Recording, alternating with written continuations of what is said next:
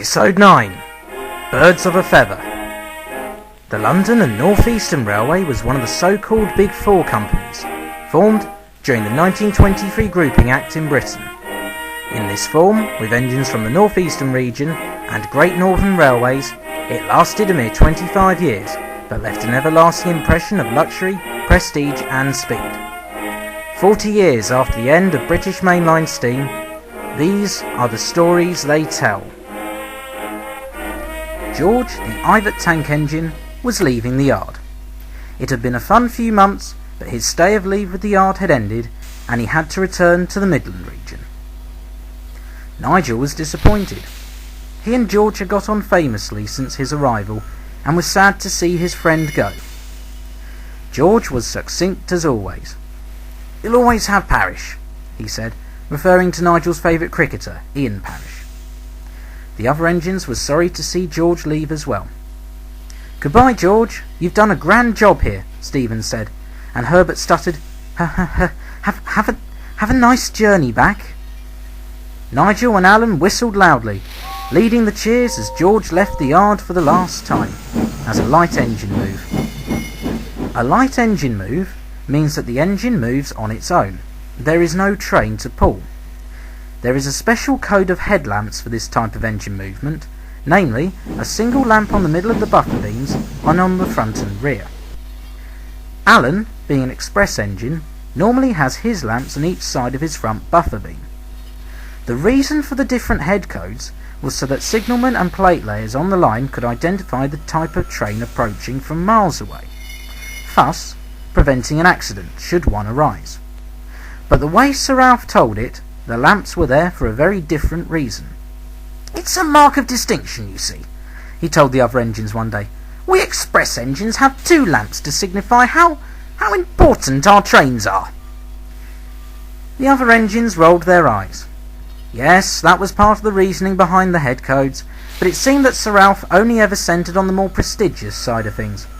"After all, we express engines..." Sir Ralph stopped speaking very quickly, as Scott the A3 Pacific backed down onto the yard, fuming. "Idiot fitter!" Scott said furiously, as his driver tried to soothe him. "What happened?" Stephen asked. Scott let off steam angrily. "One of my lamps wasn't fitted properly this morning, and it fell off somewhere between the yard and Doncaster," he said.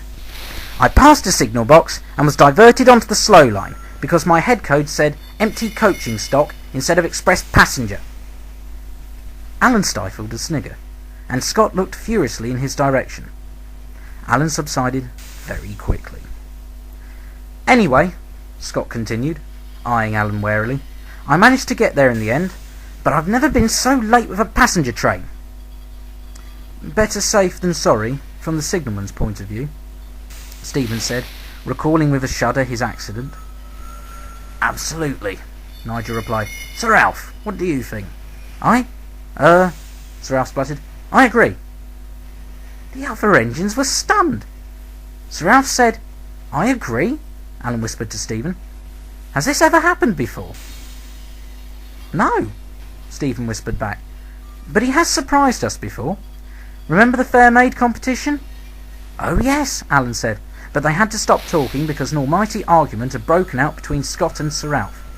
"I don't need you to tell me how to do my work," Scott snapped. "It should have been the first thing you checked," Sir Ralph snapped back. "I always check my lamps before I set off, and driver does too. If Great Northern or Silver Link were here..." "Well, they're not here, and I'll thank you kindly not to bring them into this," Scott retorted. "Well, they'd be furious with you." Sir Ralph was getting into his stride. "If Gadwall..." and he stopped mid-sentence. There was a very awkward pause. "Well, Sir Ralph," Scott said, "if Gadwall..." "What?" "Nothing," Sir Ralph muttered. "Nothing. It doesn't matter." And he puffed out of the yard towards the main station. Stephen, looking very thoughtful, followed him. Alan and Nigel were very perplexed, but Scott was looking very cross. "What's wrong, Scott?" Alan asked. "Well, it's probably nothing," Scott replied, "but Sir Ralph wasn't always called Sir Ralph. The two engines were intrigued.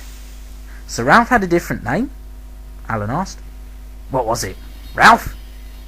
And the other engines burst out laughing. Scott was not amused. "He was in fact one of the A4s that were named after types of bird." "Oh yeah," Alan said, remembering a chat he'd had with Sir Ralph a few months ago. "Like mallard, falcon, peregrine, herring gull." "Exactly," Scott said, with a very wry smile. "Like herring gull or seagull, or even gadwall."